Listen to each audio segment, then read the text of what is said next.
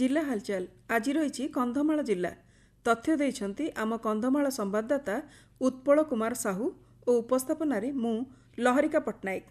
Filaria निराकरण निमंते कंधमाल जिले में आसंता काली ठारू सामूहिक औषध सेवन कार्यक्रम शुभारंभ हेबो।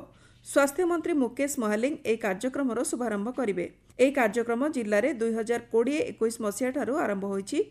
जिलार मोट 12टी गोष्ठी स्वास्थ्य केन्द्र 171टी उपकेन्द्र में सुव्यवस्थित करने 405 जन सुपरभाइजर 3377 जन ड्रग एडमिनिस्ट्रेटर कार्य करेंगे। 3टी सहरांचल और 4017टी ग्रामर 8,01,474 जन लोकंकु एही औषध सेवन कराइबा लक्ष्य धार्य करा जायछि। औषध सेवन कार्यक्रम में आशाकर्मी किंबा तालीम प्राप्त स्वेच्छासेवी माने घर को घर स्कूल कॉलेज और अन्य अनुष्ठान मानकु जाई समस्त सदस्यों को बयस अनुसार फाइलेरिया बटिका खुआइबे। 2 वर्षर ऊर्ध्व समस्त योग्य व्यक्ति एक औषध सेवन करिपारिबे।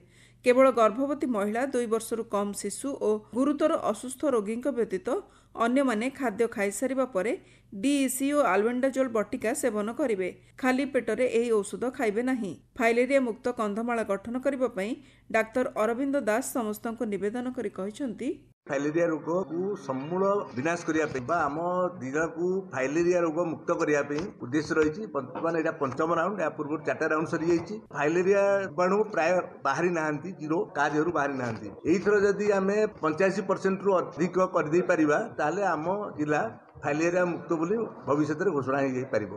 कंधमाल जिला चकापाद ब्लॉक बारकोष महोत्सव में जोगदे ओडिशा सरकार मुख्य सचेतक तथा बौद्ध विधायक सरोज प्रधान कहते ओडिशा टूरिज्म क्षेत्र में एही त्रिशंभु शैवपीठ को सामिल करा जिवो। पुराण अनुजाई रावण कैलासरू महादेव लिंग आणुथिबा बेले एही स्थान में रखी देइथिले।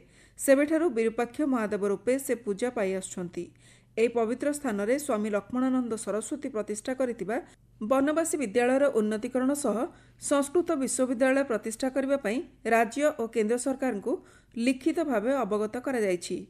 12 कोश बाट चाली चाली लोक माने जाउथिबारु एहार नामकरण 12 कोश करा जायछि। ए संपर्क में विधायक सरोज प्रधान कहते स्वामीजी अनेक किसी आशा आकांक्षा नहीं आसीथिले किंतु तांकर वियोग हला आउ ए अंचल स्वतंत्र गोटे परिकल्पना करा जायछि। सर्वे काम चलीछि। आगामी दिन में बारकोसे कि रहबो नै चकापादर गोटे स्वतंत्र परिचय हेबो आउ कंधामालर गोटे एटा गर्व गौरव होइक रहबो। स्वावलंबी होइछंती कंधमाल जिल्लार महिला स्ट्रॉबेरी ड्रैगन सहित पनीपरिबा चाष करी सेमाने स्वावलंबी होई परिछंती और राज्य सरकार तरफरु भुवनेश्वर रे आयोजित कृषि मेला रे उपमुख्यमंत्री प्रभाती परिडा सेमानकु संबर्धित करिछंती। फुलबाणी ब्लॉक तुड़ीपाजु पंचायत डकांगी गाँवर कावेरी स्वयं सहायता गोष्ठीर 20 जन महिला वर्ष सारा विभिन्न प्रकार पनीपरिबा चाष करबा सह फुलबाणी बाजार रे आनी बिक्री करिथांती।